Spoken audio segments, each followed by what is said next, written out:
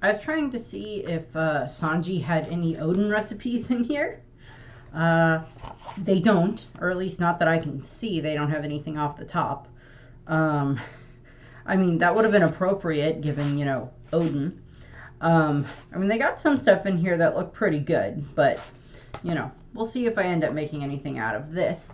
But I thought that would be an appropriate thing to see if they had in the cookbook, since it's one of the things that gets brought up so much throughout the whole course of Wano, is both Oden as the person and Oden as the food. So I thought they would have been applicable. Oh well. So then again, depending on like how that came out, it may not have lined up well to put recipes from Wano in there, but you get the idea. Okay, time for the first video of the 3 videos that will be about Kozuki Oden. Heir to the Shogunate of Wano, Daimyo of Curry, Whitebeard Pirate, father, husband, son, take your pick. Leader of the 9 red scabbards, take your pick and such when it comes to Oden. He's got a lot of titles, and he was born to boil. So yeah, I'm breaking Oden into 3 different parts because he does a lot throughout his life. So this part is going to be from when he's born, basically up until just before he leaves Wano. The second video will be when he leaves Wano up until when he returns to Wano. And then the last one will be the rest of his life. And for being only 39 years old when he died, he did a lot in his life. He met a lot of people and did a lot of things. And fought a lot of things and killed a lot of things throughout that whole time frame. Until he finally got killed after being boiled. So, in regards to Oden, Oden is, of course, the son of Kozuki Sukiyake, who, of course, the previous video was about, so I'll be touching on a few things here and there in regards to that. He is, of course, the husband of Toki and the father of Momonosuke and Hiyori, and as I said, he is the leader of the 9 red scabbards. And he is, of course, kind of this vagabond that, runs around Wano for a while after getting exiled and disowned. And then he builds himself back up again and all that other stuff, which we'll be getting talked about here. He was born 59 years ago. And he is 39 years old at his death, so 20 years ago when he dies. And coincidentally, he is also the same age as Kaido. So there's that. So, going into Oden. He had a very chaotic youth. Very chaotic youth.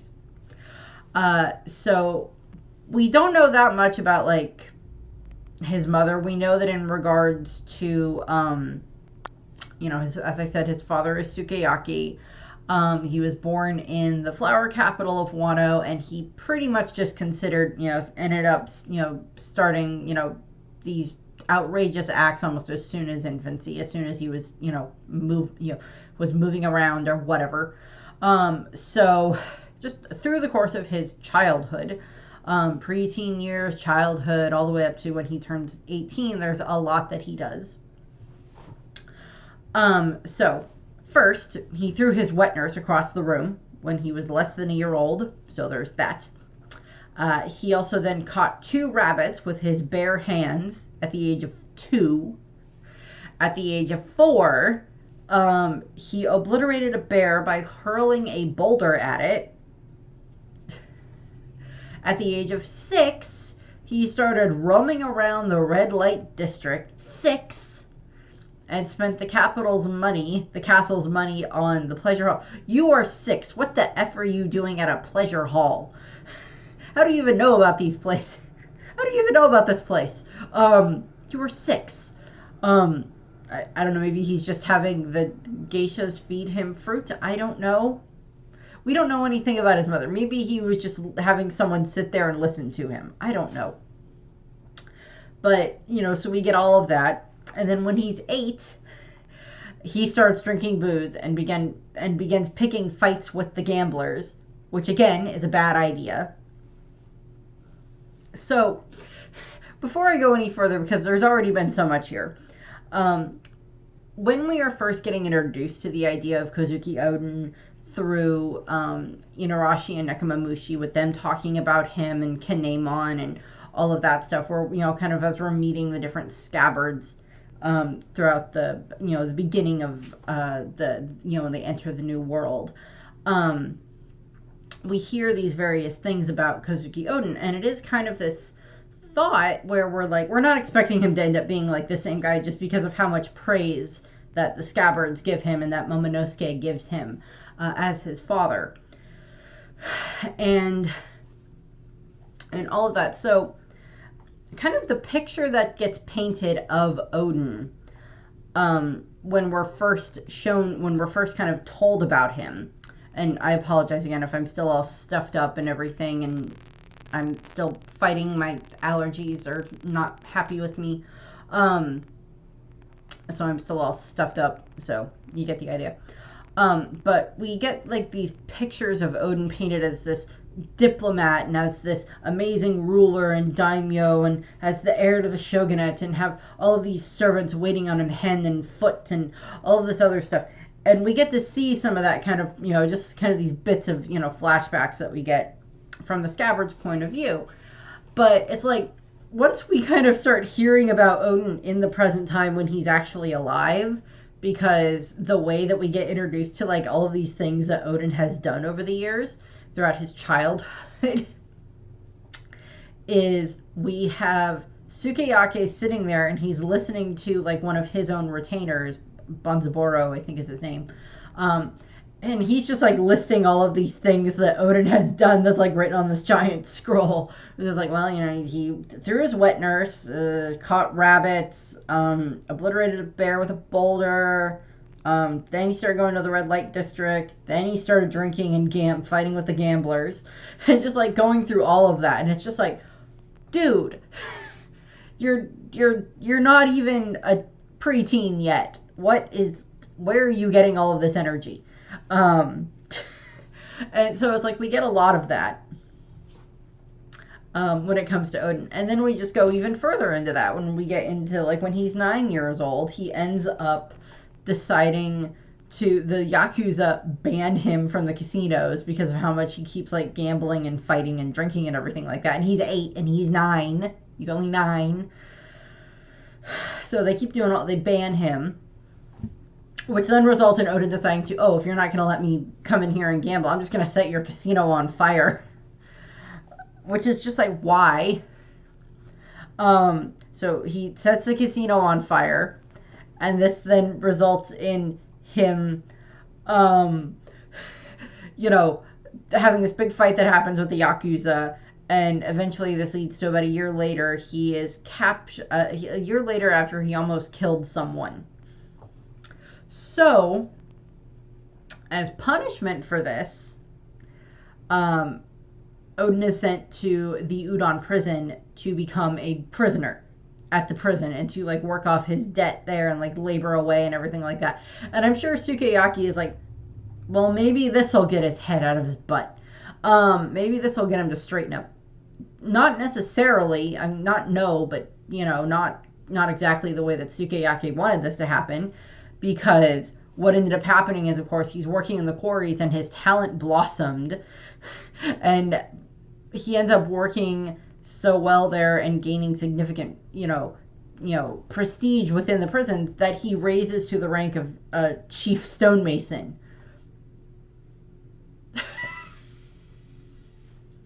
It's like, okay, again, and this is like a reference to the fact that like the Kozukis of old, of like 900 years ago, 800 years ago during the Void Century, that they were the ones who made the poneglyphs. So this is supposed to be a reference to that, and it also explains why later on, when Oden and Roger, when they are up in Skypiea and they're reading the poneglyph there, that's why Oden knows how to carve in the message that he adds in the at the poneglyph at Skypiea.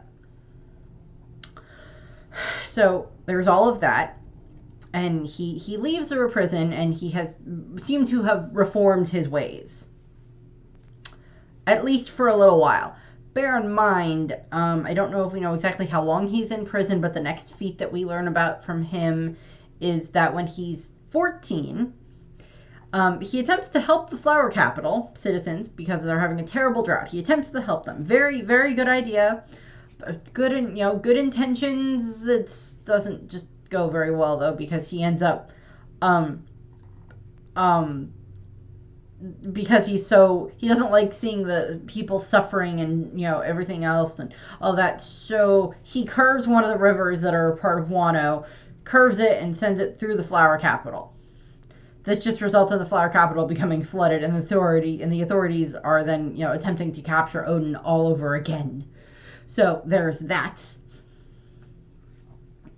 Good intentions, not the best result. And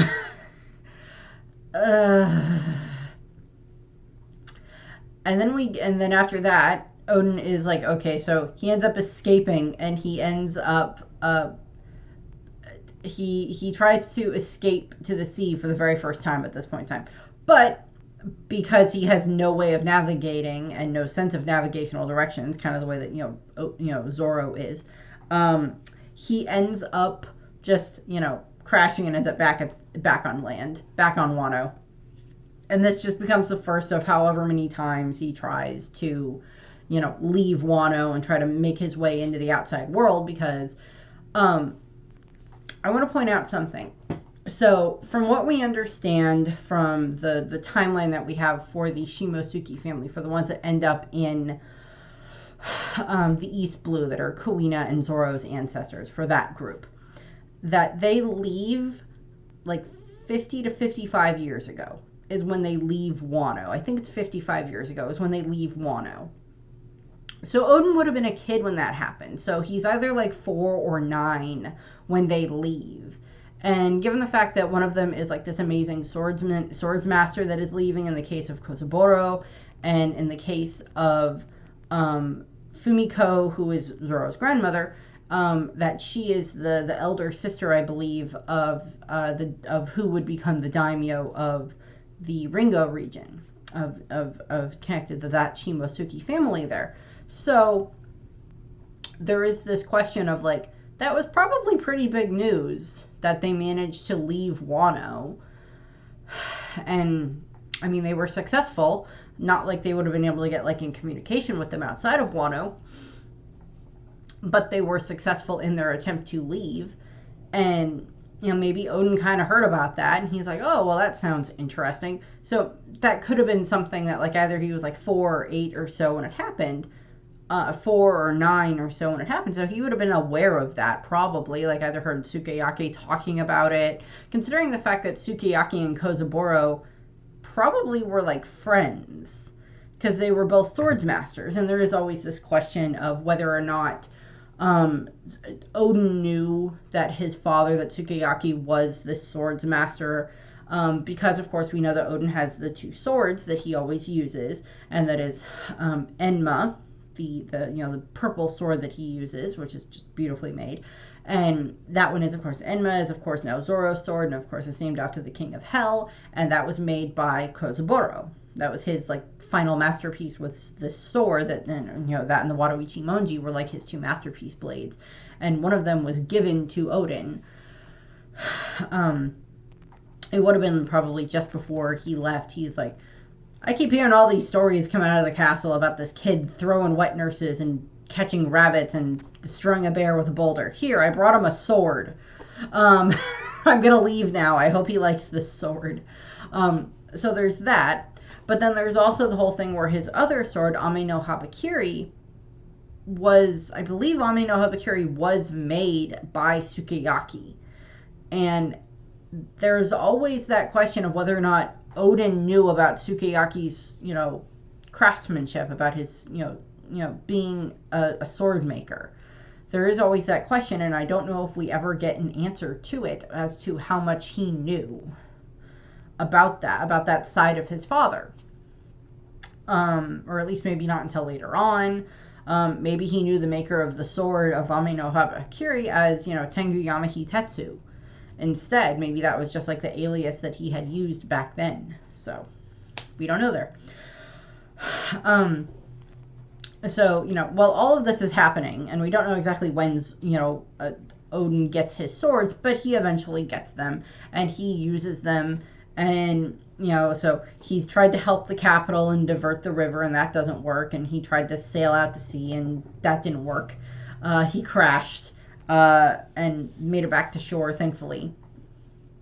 And then, when he was 15 and still in hiding, so he's been in hiding for a while after flooding the flower capital, he then ends up threatening the priest of a secluded mountain temple into sheltering him. He's like, shelter me, or I don't know if I'll kill you or what, but I don't think that would have been what Oden would do. He threatened him into doing it.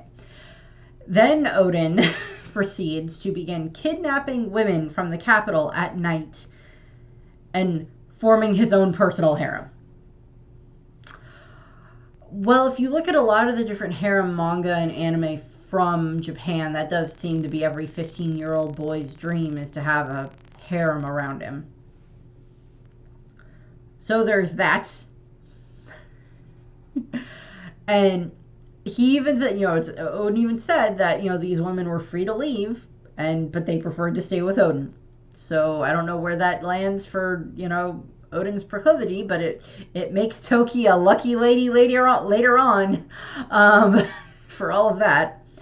But so Oden's up in the mountains, and he has this harem, and this then results in, however, these women's loved ones kind of want them back, either in the form of, samurai who are either their betrothed or, their fathers or whatever want them back, or whatever the case may be.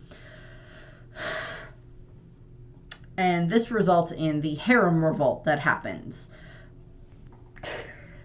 And so basically what ends up happening is, of course, all these men go to, these samurai, they hire the samurai, or they are the samurai, and they go up into the mountains, and they try to stop Oden from having this harem and to bring all the women back.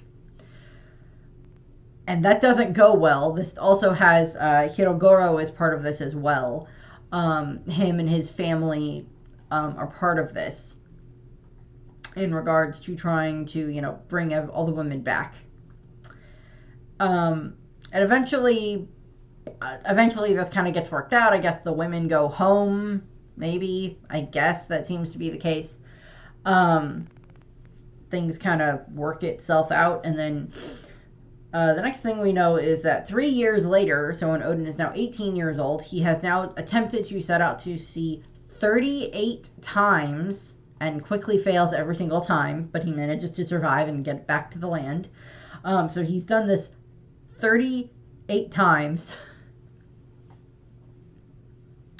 because there's this thing with Oden where he feels that this country is much too closed in, that this country is much too small for him, and he wants to be able to see the world. He wants to know so much about the outside world, which is fair.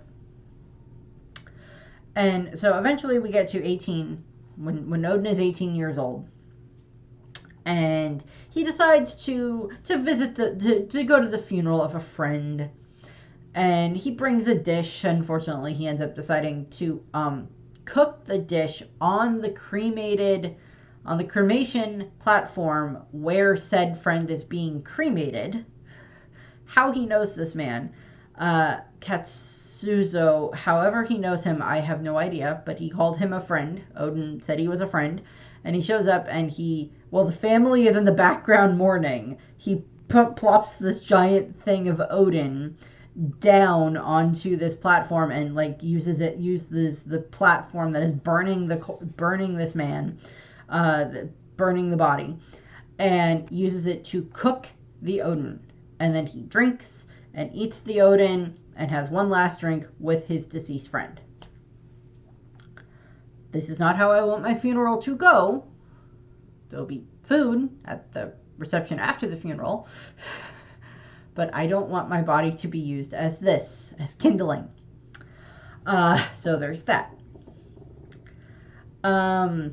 He then apologizes to the family members for disturbing them, and then leaves the cremation. This then leads into the mountain god incident. So what ends up happening is Odin is wandering around, and then the mountain god, the giant white boar, starts running down from the mountains and is causing havoc by running through the capital. And he comes across, and Odin comes across Kinemon and Denjiro. And Kinemon has the little baby pig, the little baby white boar, that is the baby of this big boar. And he ends up, because he's like, ooh, this seems fun. So he grabs the baby boar from Kinemon and ends up, showing it to the boar. So the big boar, the mountain god, will follow Odin. And then he proceeds to then attack the boar, the giant boar, and slices it in half horizontally. Just slices it in half horizontally. This, of course, results in somehow later on the boar ends up being okay, but at least at the moment the boar is not okay, and they're able to save all of the people that the boar had eaten and attacked, including Otsuru, and all the other people. They save all of them. And Odin takes the blame onto himself for having brought the mountain god down to the capital. And as soon as that's done, several of his father's, messengers show up and give him basically a letter of disownment / exile, because Sukiyaki has decided that his son is not in a good place. His son cannot be the heir to the throne at this point in time. He cannot be the heir to the shogunate, even though, as far as we're aware, he is the only heir. And Sukiyaki was literally born out of, a succession crisis. So Odin is disowned, and he's like, so I'm disowned. Banished from the capital. A laughable move, Shogun. All this means is that the flower capital itself, is unable to contain my greatness. Disown away! I shall cross to a new riverbank. Wherever the sun sets, that shall be my bed. And he heads off. Just this great speech of the flower capital. There's people around him going, what the F is going on? And Odin leaves the flower capital. From there, he ends up then beginning to travel around the other regions, all the other regions that are, connected to the flower capital, and then eventually he'll end up in the Curry region. But he ends up traveling around this area, and he ends up gaining followers in the form of first Kinemon and Denjiro, who, Odin just took the blame for, Kinemon's idiocy for, bringing the wrath of the mountain god down onto the flower capital, and now now Odin has taken the responsibility for that. And so Kinemon and Denjiro have sworn their lives now to Odin, that they will follow alongside him, follow behind him in his footsteps, and train with him and under him, and he will be their blah blah blah blah. They will serve him. So all of that. So they're traveling around, and eventually they end up in the Hakumai region, where they end up staying with Shimasuke Yasuie.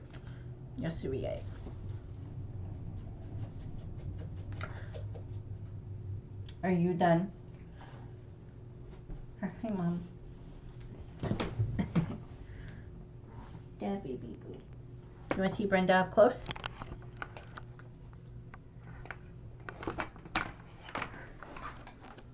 Baby boo.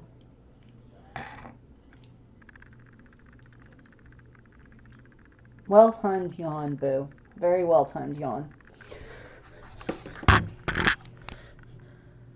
So, they stay in the Hakimai region with Shimasuke Yasue, and basically there's several things that happen while they're here. A, he ends up meeting Orochi for the first time.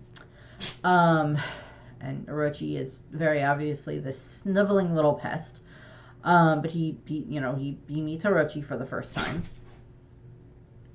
Bless you. Bless you, Boo. You sneezed. And while he is there, Yasue attempts to, he gets mad at Oden because Oden is just, causing problems in his home. So Yasue, kicks Oden out and makes him basically go and live as a vagabond. And is trying to get Oden to rise to his father's challenge. Trying to get Oden to rise to Sukiyaki's challenge of, your father has disowned you because of all of the crap that you kept pulling in the capital. Now, it's one thing, it's the feats of strength are one thing, where it's just the throwing the wet nurse, boulder with the bear, rabbits, stuff like that. That's different. That's stuff where it's he doesn't know his own strength type of a thing. But then it's other things where it's just you can tell that this is not a appropriate behavior for a shogun, for a future shogun to, to show in the form of everything that happens with the red light district and the harem revolt and, all this other stuff and the gambling and all of that. And it's you are now 18 years old.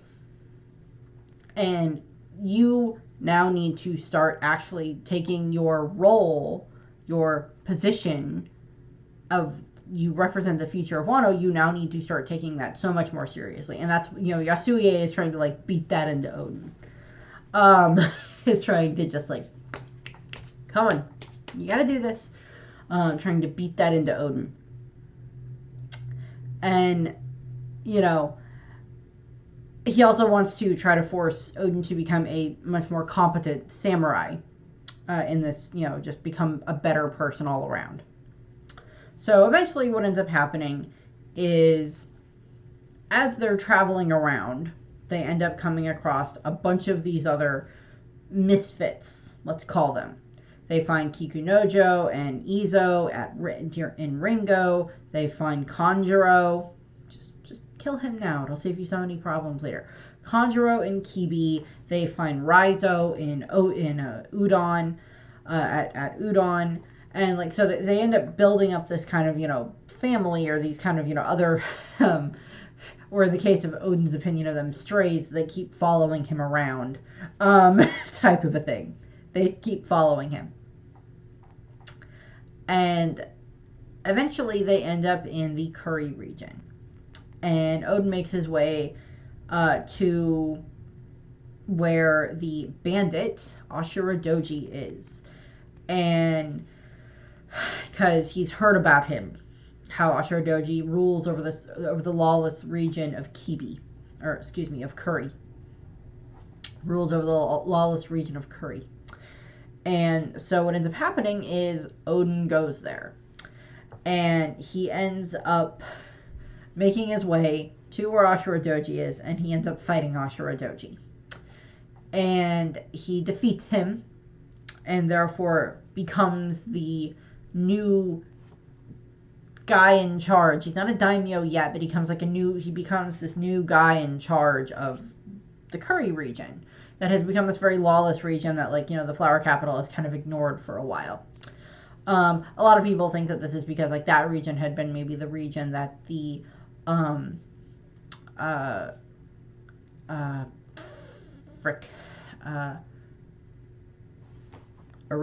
Kurozumi, sorry. That the Kurozumis had ruled over. That they kind of think that might have been that the Curry region had been where they had reigned. Since we meet the daimyos of all the other regions later on throughout the course of the Wano arc. So Oden goes and he defeats Ashura Doji and all of his men in a single night. The others show up and they're just oh my god, what happened? And from there, Oden decides that he is going to bring peace and prosperity and, wealth to this hellish wasteland that the Curry region has become. And he does. He achieves this. He goes around and he builds the Paradise Farm to start feeding everyone. They build the castle that ends up becoming the Oden Castle or Curry Castle, where Oden ends up residing, along with all of the other, the ones who would become the Scabbards later on. They reside there as well. Ashura Doji swears his loyalty to Oden in this time frame, and all of the other ones have as well. And Oden is starting to build up this reputation here. And Sukiyake hears of all of these deeds that Oden has done, that he has brought Curry back from this hellish wasteland, and how it is now prosperous. And Oden is about 20 at this point in time. And what ends up happening is, Sukiyake gives him the title of Daimyo of Curry. He's like, you have done so well with this, and I will now grant you this title. And he takes it, and he becomes the daimyo of Curry, and he is leading Curry very, very well. And he's got the scabbards and everything. And of course, while all of this is happening, Orochi keeps showing up and keeps asking for money, and Oden gives him money, and blah, blah, blah, blah, blah. And then, of course, other things happen. And this also coincides for when later on, about 32 years before the about 32 years before the present, what ends up happening is the Nekomamushi and Inarashi end up washing up on the Curry Beach, and they end up being found by Kawamatsu, and then all three of them end up basically getting strung up and tormented by a bunch of the residents of Curry. Oden happens to show up, knocks some sense / fear into the people who were throwing rocks at these small children, clearly, and lectures them, and then before the people could set them on fire. And then all three boys, Inarashi, Nekomamushi, and Kawamatsu, now feel indebted to Oden. And what ends up happening is they then come with him. They go back to Curry Castle with him, and they get welcomed in with by the rest of the Scabbards. And Oden is just like, why do strays keep following me home? Which is just funny. Over this point in time, over this whole course in time, there ends up being about 3 years later, so sometime in this time frame is when the Scabbards, minus Kiku, end up going to the Hakamai region because they try to steal gold from Yasuie, so that way Oden can use the gold. Yasuie gives them the gold and gives them more, and is like, if you're going to proclaim yourselves as the vassals, as the retainers of Oden, then you need to start acting like it and use this money to better yourselves. And they do. All of the Scabbards at this point in time, the future Scabbards or retainers at this point in time, they haven't been fully made the Scabbards yet. The title hasn't been sent upon them yet.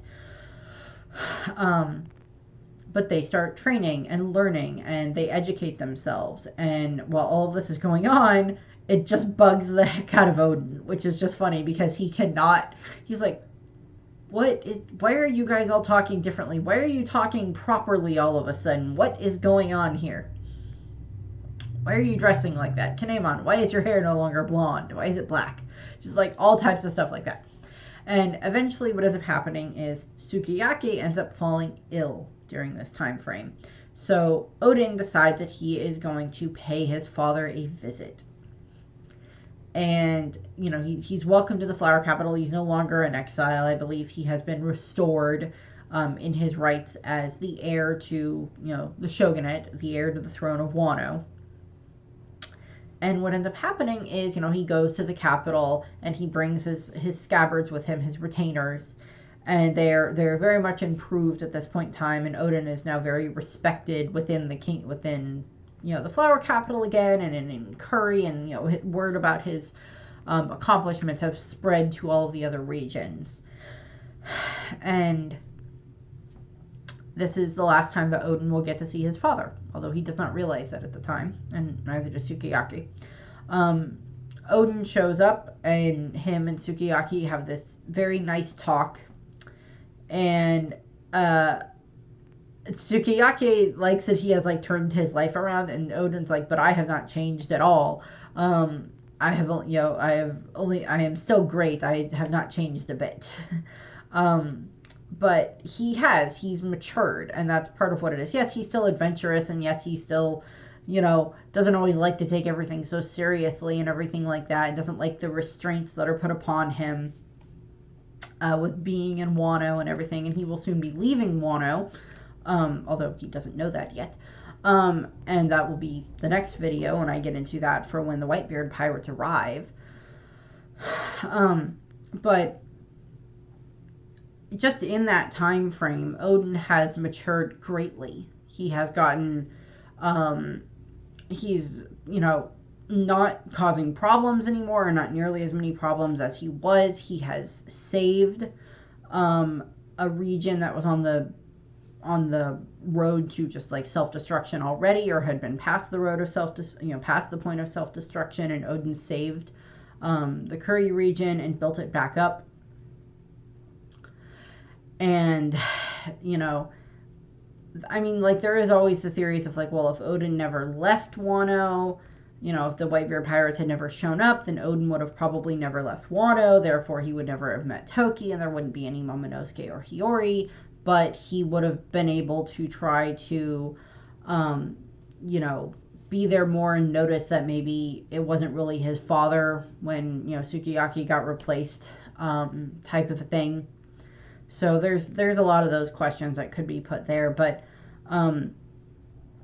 we at least kind of get to end on a happy note for this video a little bit. It's, Oden and, Sukiyaki get to have the chance to see each other and, talk and laugh and, get to be father and son for a while, which is nice. And that was something that they hadn't got to do for so long, because Sukiyaki was busy trying not to pull his hair out when everything was going on with Oden. And yes, I will point this out here. Yes, a lot of the different feats that Oden performs during his childhood are kind of similar to stuff that Hercules supposedly did, either for some of his tasks in general, or in the case of just some of them, trials that he had to go through as he was growing up. I might do another video where I talk about that, but other people have already done really good videos where they make comparisons for Hercules to Oden, but there is there's similarities there. So that's what I have for this video. The next one will be about Oden up from when the Whitebeard pirates appear in Wano all the way up until when he returns to Wano after traveling with the Roger pirates. So that's what I have. I thank you for watching. I hope you enjoyed the video, and I hope you have a nice rest of your day. Bye.